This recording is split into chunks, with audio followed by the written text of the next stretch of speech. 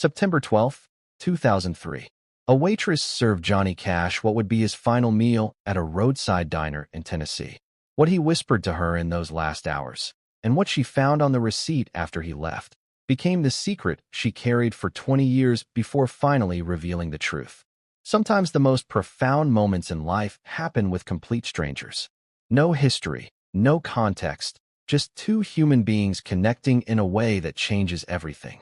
For 23-year-old Emma Sullivan, working the morning shift at May's Diner outside Nashville, September 12, 2003 started like any other Friday. By noon, her entire understanding of life, death, and purpose would be forever altered by a dying man she'd never met before and would never see again. May's Diner sat on Route 70, 15 miles outside Nashville. The kind of place that had been there 40 years and would probably be there 40 more. Red vinyl booths, checkerboard floor, formica countertops, and a jukebox that still played actual records. Emma had been working there for 8 months, saving money for nursing school. She'd applied to Vanderbilt's nursing program 3 times and been rejected 3 times. This was her 4th application, submitted 2 weeks ago. She was trying not to hope too hard. September 12, 2003. 10:47 a.m. The morning rush had ended. Just 2 truckers at the counter, an elderly couple in booth 3, and Emma refilling coffee when she heard it. The jukebox suddenly coming to life even though nobody had put money in. I Walk the Line started playing. Emma looked at the jukebox, confused. Sometimes it glitched, but it usually needed a good kick to start, not to play on its own. The bell above the door chimed, and Johnny Cash walked in. Emma recognized him immediately. Not because she was a huge fan, her musical knowledge was limited to whatever the radio played, but because his face had been on the news recently. June Carter had died in May. Johnny had looked destroyed at her funeral. The entertainment shows were all speculating about how long he'd last without her. Looking at him now, Emma understood why. He was gaunt, moving slowly, each step deliberate like walking required concentration. He wore black, of course, but the clothes hung on him like they belonged to a bigger man. He made his way to the corner booth, the one Emma usually reserved for people who wanted privacy, and sat down facing the door. Old habit, probably. Always know who's coming in. Here's what made this encounter so shocking. Johnny Cash didn't stumble into May's Diner by accident. He'd driven 15 miles out of his way, passing dozens of restaurants, looking for this specific place. And the reason why, what had drawn him to this exact diner on this exact day, would only become clear after he was gone. Emma approached the booth, notepad ready, trying to act normal even though her hands were shaking slightly. You don't expect to serve legends at a roadside diner. Morning, sir. What can I get you? Johnny looked up at her, and Emma was struck by his eyes. She'd expected them to be hard, intimidating, the man in black and all that. But they were gentle, sad, like someone who'd seen everything and was tired of seeing. Coffee, black, and whatever the special is.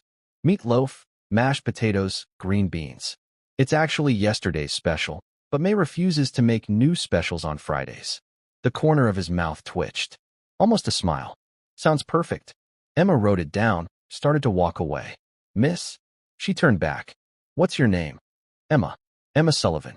He nodded slowly, like he was filing that information somewhere important. Thank you, Emma Sullivan, for not making a fuss. About me being me. Emma didn't know what to say to that, so she just nodded and headed to the kitchen. May was at the grill, 63 years old and mean as a snake, but with a heart bigger than Tennessee. May, Johnny Cash is in booth 7. May didn't even look up. I know. Saw him come in. Give him fresh coffee, not the pot from this morning. And Emma? Whatever he orders, don't charge him. Man's earned a free meal. How do you know he's not just? Girl, I've been running this diner since 1963. I know when someone's having their last meal. Now get him that coffee. May had a gift that Emma had learned not to question. She could look at a customer and know things, who was getting divorced, who just lost a job, who was on their way to something important. But this was the first time Emma had heard her say last meal about someone who walked in on their own 2 feet. Emma brought the coffee and meatloaf. Johnny thanked her quietly and started eating slowly, methodically, not enjoying it, exactly, but eating like it was a task that needed completing. Between serving her other tables, Emma found herself watching him. He'd take a bite, chew carefully, then rest for a moment like even eating was exhausting. Halfway through the meal, He stopped entirely and just sat there, staring at his coffee. After 15 minutes of this, Emma walked over. Everything okay with the food? Food's perfect. He trailed off, then looked at her. Really looked at her. How old are you, Emma? 23. 23. Jesus. When I was 23, I was at Sun Records making I Walk the Line. Thought I had the whole world figured out. He laughed, but it was hollow. Took me another 50 years to realize I didn't know a damn thing. Emma didn't know how to respond to that. She defaulted to waitress mode. Can I get you anything else? Sit down. Just for a minute. If you have time. Emma glanced at May, who was watching from the kitchen, and gave a small no. What Johnny Cash said to Emma in the next 20 minutes would haunt her, inspire her, and ultimately redirect the entire course of her life. But it would take her 20 years to understand why he'd chosen her, a stranger, a nobody, to receive his final testimony. You know I'm dying, Johnny said. It wasn't a question. Emma's instinct was to deny it, to offer false comfort. But something about the way he looked at her demanded honesty. I figured. After June passed, the news has been speculating. Yeah, they're right, for once. Doctor gave me a few weeks, maybe a month. Heart's giving out. Body's done. He took a sip of coffee. June died 4 months ago. Felt like yesterday and a lifetime ago all at once. You know what's strange? What? I'm not scared. Thought I would be. Spent my whole life afraid of death, and now that it's here, all I feel is tired. Ready. Like I've been waiting at a train station for years, and the train's finally coming. Emma felt tears prickling her eyes. I'm sorry. I can't imagine. Don't be sorry. Be curious. He leaned forward. I didn't come here today by accident, Emma. I came because I needed to talk to someone who doesn't know me. Someone who doesn't have expectations or memories or a version of Johnny Cash they need me to be. I came here to tell someone the truth before I run out of time. And you're the someone I found. That okay? Emma nodded, not trusting her voice. Good. Because I need to tell you about the moment I understood what my life was supposed to mean. And it wasn't on a stage. Wasn't when I got clean. Wasn't Folsom Prison or any of the moments people remember. It was smaller than that. Quieter. And I need you to remember it. Because... He paused, struggling. Because I think you need to hear it right now. Don't ask me how I know that. I just do. Johnny Cash spent the next 15 minutes telling Emma about a moment from 1971 that changed everything. A moment that had never been publicized, never made it into biographies, never became part of his legend. And as he spoke, Emma realized he was right. She needed to hear this story specifically, today, for reasons she didn't fully understand yet. It was 1971. I was 39 years old, 5 years clean, married to June, career back on track. I should have been happy, but I was having what I guess you'd call an existential crisis. I kept thinking, is this it? I sing, I perform, people applaud, I go home. Repeat until dead. What's the point? I was in Detroit for a show. Walked out of the venue after sound check, needed air.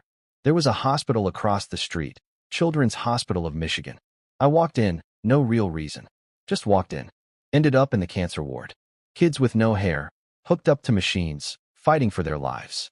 And there was this one kid, maybe 9 years old, sitting in a wheelchair by the window, looking out at the street. Completely alone. No parents, no visitors. I sat down next to him, asked what he was looking at. He said, I'm watching people who don't know they're lucky. That hit me hard. This kid, dying of leukemia, watching healthy people walk by, and thinking they didn't appreciate what they had. I asked him what his name was. He said Tommy. I asked if he liked music. He said he'd never heard music. His parents were deaf. He grew up in silence. The only music he knew was from the hospital TV, and even that was usually muted with subtitles. So I did something stupid. I asked the nurses if I could borrow a guitar. They found one, donated instrument for music therapy, and I sat in that cancer ward and played for this kid. I Walked the Line, Ring of Fire, Folsom Prison Blues, all the hits. Tommy just sat there, eyes wide, like I'd shown him color for the first time. After an hour, he said, Mr. Cash, this is what happy sounds like. Johnny stopped talking, his voice breaking. Emma realized she was crying. Tommy died 3 weeks later. I found out from a nurse who tracked me down. She said in his last days, Tommy kept asking them to play my music. Said it reminded him that the world had beautiful things in it, even if he couldn't stay to see them all. That's when I understood, Emma. The point of my life wasn't the fame or the music or the legacy.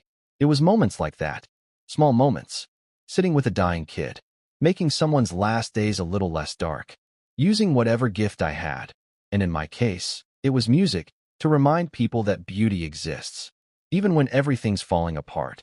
Johnny leaned back in the booth, exhausted from telling the story. You're wondering why I'm telling you this. A stranger. A waitress I'll never see again. Emma nodded. Because you're Tommy. Not literally, but spiritually. I can see it in your eyes. You're fighting something. Some battle nobody else can see. And you're wondering if it's worth it. If any of this is worth it. Am I right? Emma felt like she'd been punched. How did you? I've been dying for 4 months, Emma. When you're that close to the end, you start seeing people clearly. The masks come off. Yours is barely hanging on. Emma broke. Right there in booth 7 at May's Diner, she told Johnny Cash everything. About the nursing school rejections. About her father dying from cancer when she was 16 and being unable to help him. About feeling like she was meant to be a nurse, but constantly being told she wasn't good enough. I applied to Vanderbilt's nursing program again. 4th time. I'll find out in a few weeks. But I already know what they'll say. Same thing they always say. We regret to inform you. Emma wiped her eyes. I'm starting to think maybe I'm chasing something I'm not meant to. Johnny was quiet for a long moment. Then, or maybe you're chasing it exactly as hard as you're supposed to. Maybe rejection is just preparation. Maybe they keep saying no because when they finally say yes, you'll appreciate it differently. Understand it deeper. Or maybe I'm just not smart enough. Bullshit. The word came out sharp. Intelligence isn't the barrier. Fear is. You're afraid that if they accept you, you'll fail. That you'll get into that program and prove them right.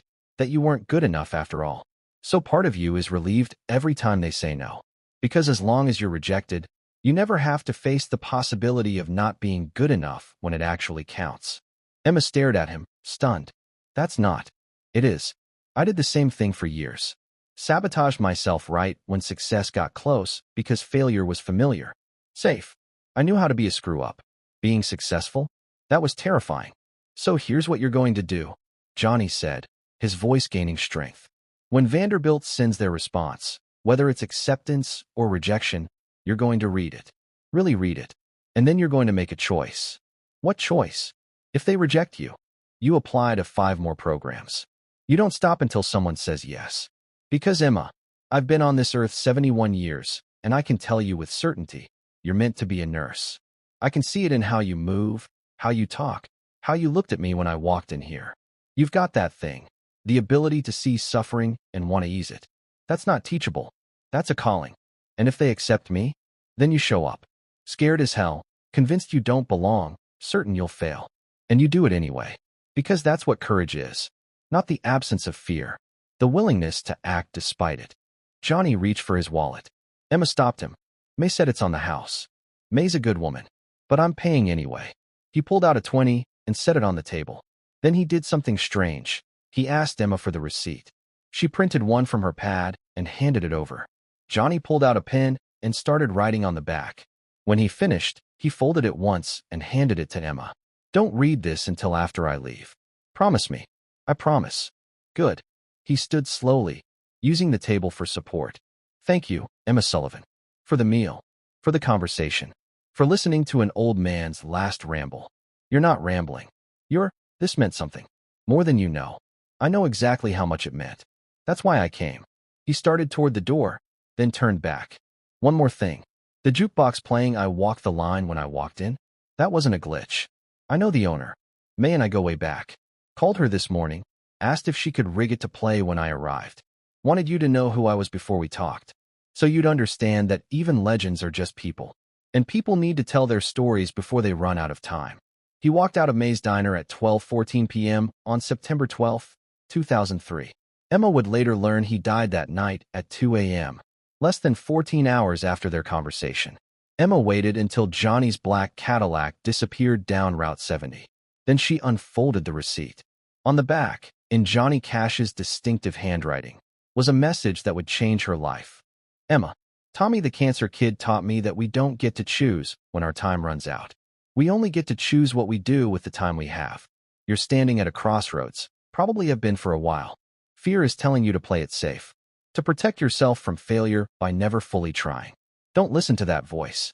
Listen to the voice that made you apply 4 times to nursing school even after 3 rejections.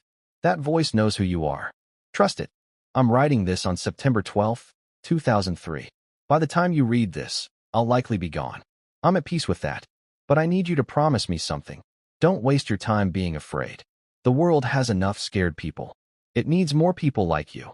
People who see suffering and run toward it, not away from it. You're going to be a great nurse, Emma. Not because you're perfect, but because you understand pain. And people in pain don't need perfect. They need present.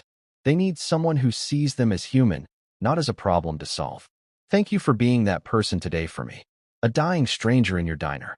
You treated me like I mattered. That's the gift. That's what makes you different. Keep walking the line. Even when it's scary. Especially when it's scary. The world needs you. Johnny R. Cash. P.S. When Vanderbilt accepts you, not if, when, play, I walk the line. And remember that even the man in black started as a broke kid who people said would never make it. They were wrong about me. They're wrong about you too. Emma stood in that diner, holding a receipt from Johnny Cash, sobbing so hard May came out from the kitchen. He knew, Emma whispered. He knew he was dying, and he came here to tell me to stop being afraid. May put her arm around Emma's shoulders. Honey, Johnny Cash has been coming to this diner for 40 years. Always sits in booth 7. Always orders coffee black and whatever the special is. But today was the first time he asked to talk to the waitress. You think that was random? You knew he was coming? He called this morning. Said, May, I need a favor. I need to talk to whoever's working the morning shift. Someone young. Someone who's fighting something. You got anyone like that? I told him about you. About the nursing school rejections. About how I could see you were close to giving up. He said, perfect. That's exactly who I need to find. But why? Because that's who Johnny was. He spent his whole life finding people who needed saving and saving them. Prisoners. Addicts. Kids with cancer. And you, apparently. You were his last one, Emma. His final mission. 3 weeks later, Emma got the letter from Vanderbilt. She almost didn't open it, convinced it would be rejection number 4, another reason to give up. But she remembered Johnny's words. When Vanderbilt accepts you, not if, when. She opened the envelope. Dear Miss Sullivan, we are pleased to inform you that you have been accepted. Emma screamed. May came running from the kitchen, and when she saw Emma's face, she knew. He was right. Emma sobbed. Johnny Cash was right. He usually was, May said quietly. About the things that mattered. 20 years later, 2023. Emma Sullivan is 43 now. She's been a nurse for 18 years, emergency room at Vanderbilt Medical Center. She's saved countless lives, held countless hands, been present for countless people in their worst moments. She keeps Johnny's receipt in her locker. Laminated. Every shift, before she walks onto the floor, she reads it. The world needs you. In 2018, she started a program at Vanderbilt, the Johnny Cash Scholarship for nursing students who've been rejected multiple times but keep applying. Students who understand failure and are brave enough to try anyway. The program has funded 43 students so far. 43 people who might have given up but didn't because someone believed in them. On the application, there's a question. Tell us about a moment when a stranger changed your life. Emma interviews every applicant personally, and every single one has a story about someone who saw them, really saw them, at exactly the moment they needed to be seen. That's what Johnny Cash taught me, Emma tells them, that we're all just walking each other home. And sometimes the most important thing you can do is tell someone, I see you. You matter. Keep going. On September 12th every year, Emma takes her break at 12:14 p.m., the exact time Johnny Cash walked out of May's diner. She drives to the cemetery where he's buried next to June, and she leaves a single item on his grave. A receipt from May's diner.